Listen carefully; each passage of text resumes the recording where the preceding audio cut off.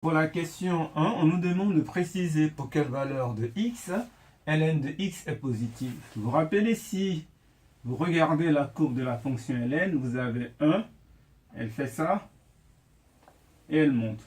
Donc ça c'est l'axe des x. Donc si x est plus grand que 1, alors notre fonction elle est au-dessus de l'axe des abscisses, alors ln de x est positif. Donc il faudra bien se rappeler de ça. Si x est plus grand que 1, ln de x est positif.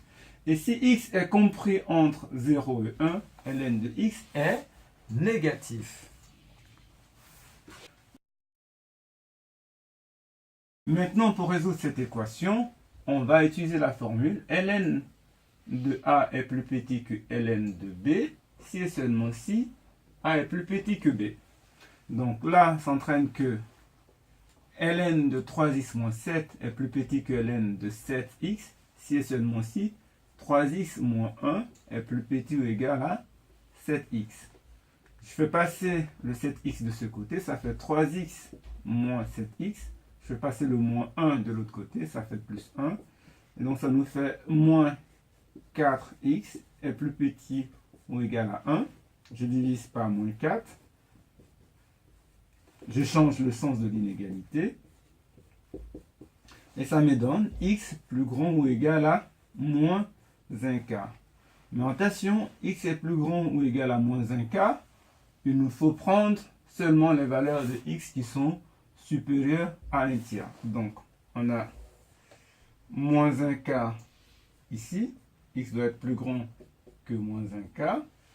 Et x doit être plus grand que 1 tiers. Donc les deux conditions réunies, c'est ça. Donc x est supérieur strictement à 1 tiers. Donc solution, c'est de 1 tiers à plus l'infini. Pour la question 3, on nous demande de résoudre cette inéquation pour x qui est positif. Donc ici, on va chercher la valeur de x. Donc ce qu'on va faire, on va isoler d'abord ln de x. Donc on a ln de x qui va être égal, je fais passer moins ln de 3 de l'autre côté, ça fait 5 plus ln de 3.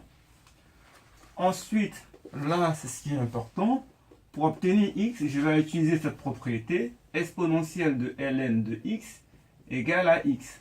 Donc je vais appliquer l'exponentielle de chaque côté. Donc ce qui entraîne que exponentielle de ln de x ici va être plus grand que exponentielle de 5 plus ln de 3.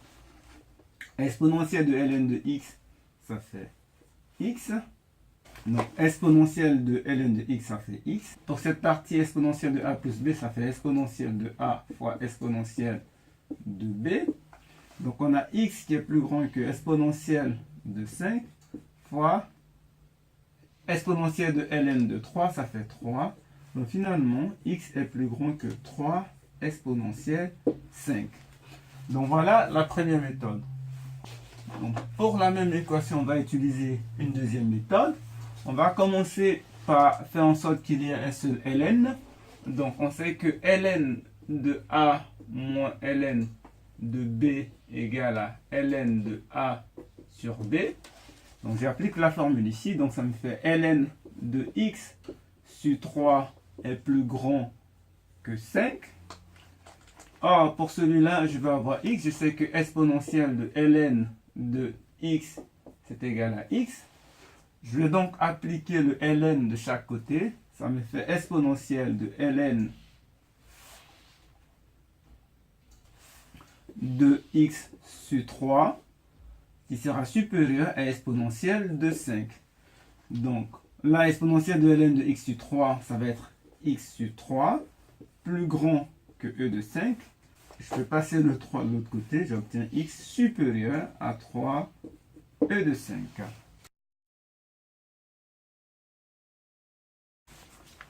Là, on nous demande de trouver l'entier n tel que 2 puissance n égale à 64. nous allons utiliser la formule ln de a puissance n égale à n ln de a.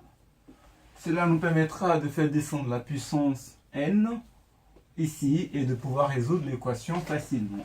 Donc ça nous fait ln de 2 puissance n, ça va être égal à ln de 64.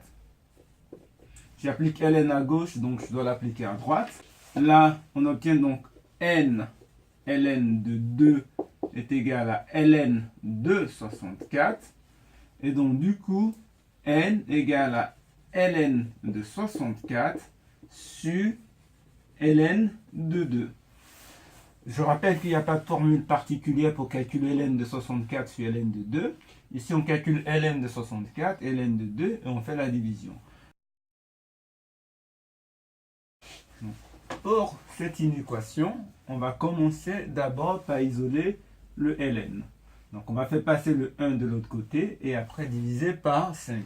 Donc, ça nous fait 5 ln de 2x. Je vais passer le plus 1 de l'autre côté, ça fait 3 moins 1, donc ça fait 2. Après, je divise par 5. 5, c'est un nombre positif, donc je ne change pas le sens de mon inégalité. Donc, je vais diviser tout par 5. Donc, ça me fait ln de 2x, parce que ces deux 5 vont se simplifier, sera plus petit que 2 cinquièmes. Et là, il me reste ln tout seul. Et ce qu'il faut faire pour avoir 2x, je vais utiliser la formule exponentielle de ln de, par exemple, a est égal à a. Donc, si j'applique l'exponentielle directement à ln, je vais retrouver ça. Donc, ça me fait exponentielle de ln de 2x. Comme j'ai appliqué l'exponentielle à gauche, il faut que je l'applique à droite. Donc, c'est plus petit qu'exponentielle de 2 cinquièmes. Exponentielle de ln de 2x. L'exponentielle suit directement le ln. Donc, ça nous fait 2x plus petit que e de 2 cinquièmes. Et je divise par 2, ce qui fait que x sera plus petit que exponentielle de 2 cinquièmes divisé par 2.